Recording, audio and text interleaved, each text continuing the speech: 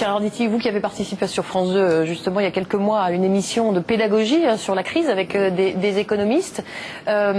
C'est assez édifiant ce qu'on vient d'entendre dans le reportage. C'est absolument édifiant, mais évidemment c'est aveuglant. Et effectivement, le but du discours du président de la République était celui-là. C'est un discours pédagogique. Après, on peut l'analyser, être d'accord avec certaines choses, ne pas être d'accord, bon, peu importe. Mais enfin, on voit bien les interrogations de ces gens. C'est-à-dire que tout d'un coup, apparemment, parce qu'évidemment tout ça est faux, mais quand même, d'un claquement de doigts, on a l'air de trouver 1000 milliards. Pas d'un claquement de doigts, enfin vous comprenez bien ce que je veux dire.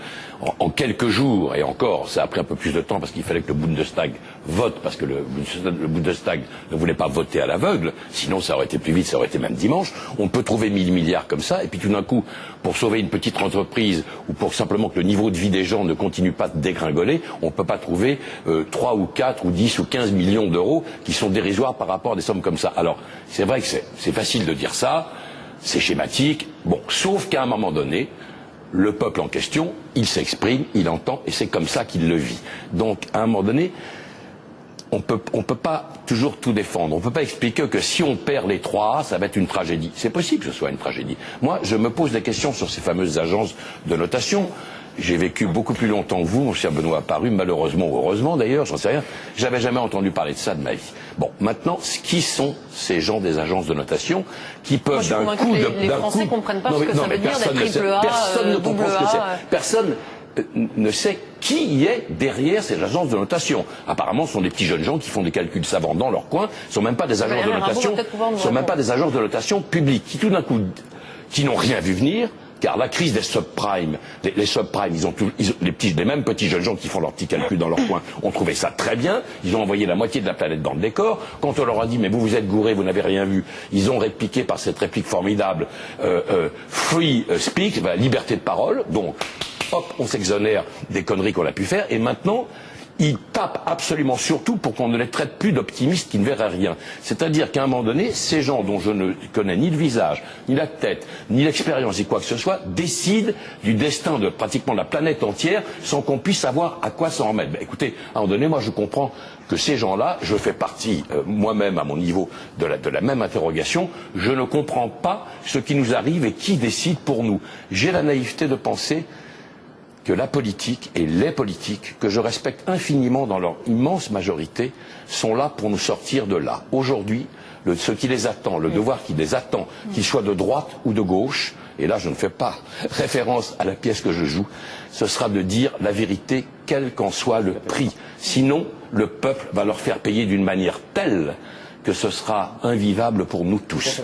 Votre responsabilité aujourd'hui, c'est de dire ce qui nous attend et de sincèrement faire que nous puissions l'accepter. Le peuple peut tout accepter si on ne lui bourre pas de mou. C'est ça votre devoir aujourd'hui à vous et à ceux du camp d'en face auxquels personnellement j'appartiens sentimentalement. Il va y avoir le G20. Nicolas Sarkozy a dit qu'après le G20, on annoncerait quand même cette reprise en main budgétaire. Est-ce que vous avez une idée, vous, Pierre Arditi, qui connaissez quand même bien ces sujets?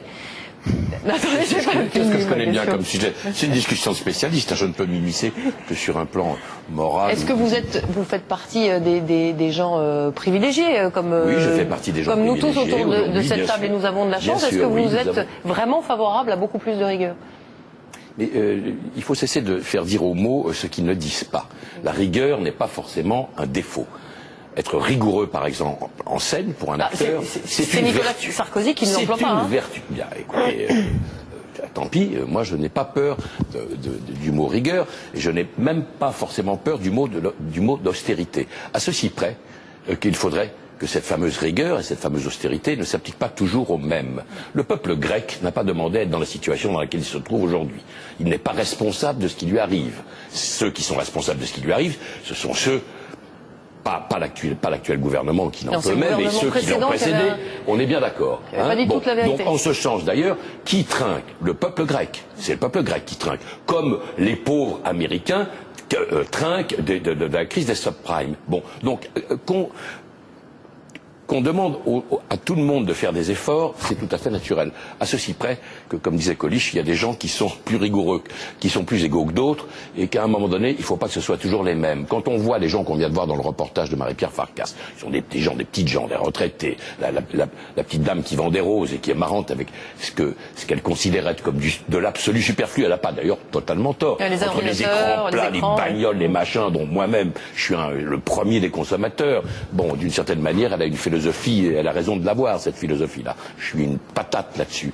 Bon, à un moment donné, on ne peut pas toujours faire payer aux mêmes. Alors, tout le monde est prêt et conscient à faire des efforts, mais on ne peut pas tout le temps dire, écoutez, on a joué à la roulette avec le pognon, on a fait les casinos, vous n'êtes pas joueur, mais c'est pas grave, vous allez prendre votre part. Non. Moi, vous voyez, par exemple, je suis un ancien joueur. Je me suis fait interdire. Je n'ai pas décidé de revenir jouer au casino sans, je ne joue plus. Donc, je ne veux pas qu'on le fasse pour moi. Et encore, moi, je ne suis pas dans une situation dramatique par rapport à des gens qui, pratiquement, n'ont plus rien. Alors, la rigueur, c'est pas un gros mot. Quand on jette à la tête de François Hollande les fameux 60 000 postes qu'il créerait dans l'éducation nationale. Est-ce que ce sont des postes qu'on créerait d'ailleurs, c'est encore à examiner, il est tout à fait probable pour répondre à un mauvais procès que le programme du Parti socialiste et le programme de François Hollande qui s'inspirera de ce programme sera revu et revisité parce que la conjoncture évidemment évolue à la vitesse de la lumière. Il ne faut quand même pas les prendre totalement pour des imbéciles. Et qu'ensuite, ces fameux postes en question, peut-être ça va coûter de l'argent. Apparemment, c'est chiffré, c'est budgété à 2,5 milliards d'euros. On n'est plus dans les 1000. Hein. Je finis juste le raisonnement. On ne peut pas promettre que du sang, des larmes et des efforts. Je ne sais pas s'il faut réenchanter le rêve, mais à un moment donné, la gauche fait le pari d'investir là où ça lui semble le plus important, c'est-à-dire dans ce qui fera les femmes et les hommes de demain. Personnellement, je suis pour cette dépense, même si elle a l'air extravagante au jour d'aujourd'hui. Elle sera sans doute revisitée. Elle n'est pas totalement illégitime. C'est la polémique de la semaine, parce qu'il se trouve que vous avez à votre gauche Pierre Arditi, Valérie Rabault, qui... À ma gauche encore qui a été sollicité par François Hollande pendant sa campagne pour les primaires, pour les questions notamment d'éducation. C'est vous qui avez eu cette idée des 60 000 postes dans l'éducation nationale? Faites bien gaffe, parce que là, ils vous attendent avec un fusil tiré dans les coins, je vous préviens. Oui, c'est sûrement très bien. Hein, Quand on est étudiant, par exemple, vous voyez, le problème, c'est pas d'être propriétaire. Moi, je me souviens, il y a très longtemps, j'étais étudiant, vous n'étiez même pas né, vous. Mon problème, c'était pas d'être propriétaire. Mon problème, c'était d'arriver à me loger, de faire mes études et d'essayer de bâtir ce que j'avais, en gros, à peu près décidé de faire dans ma vie. Donc, c'est très bien de faire des propriétaires, mais il y a des ordres d'urgence beaucoup plus grands. Il y a des gens qui ne demandent pas à être propriétaires, il y a des gens qui demandent simplement à se loger décemment et normalement. Et ça, c'est tout à fait autre chose. Donc, c'est une urgence qui est, à mon sens, beaucoup plus grande. Et qui, elle, et je ne vous en fais pas grief à vous personnellement, ça fait déjà un bon petit moment que ça dure, tout ça, car tous les hivers, on voit arriver la même chose, la même cortège, la même cohorte de gens qui vont mourir dans la rue parce qu'il fait froid. En ce moment, il fait moins froid, tant mieux. Mais bon, on a l'impression que ces problèmes-là sont absolument se reproduisent à longueur d'éternité et qu'on ne les règle jamais. Et je crois que c'est ça, si vous voulez, à un moment donné que les gens attendent, c'est qu'on finisse par répondre réellement, matériellement, mécaniquement, à ce qu'ils attendent de vous. De vous. Et là, quand je dis de vous, je dis de vous, Benoît Apparu, du gouvernement d'aujourd'hui, du gouvernement qui sera celui de demain, qui sera peut-être le même ou un autre, peu importe. On ne peut plus se contenter de paroles. Maintenant, il faut que les choses se règlent. Et c'est ça que le pays attend. Très honnêtement, rien d'autre. C'est le mot de la fin, je vous le dis tout de suite. Merci à tous les quatre. Christophe Barbier, juste un mot très court. La gauche qui pense qu'elle va arriver là au bon moment, elle pense juste? Non, je pense que c'est une illusion de penser, comme en 97, on l'a entendu, que ça va repartir tout seul parce que le sale boulot aura été fait et que la gauche pourra juste redistribuer la cagnotte. On appelait ça la cagnotte à l'époque. Ça serait une illusion. Vous savez, Robert Lamoureux a écrit une chanson très naïve, Histoire de rose, ça s'appelait. Faut pas que les socialistes l'écoutent trop en ce moment. Grand poète. Merci beaucoup à tous les quatre. Valérie Rabault, je rappelle le titre de votre ouvrage coécrit avec Karine Berger.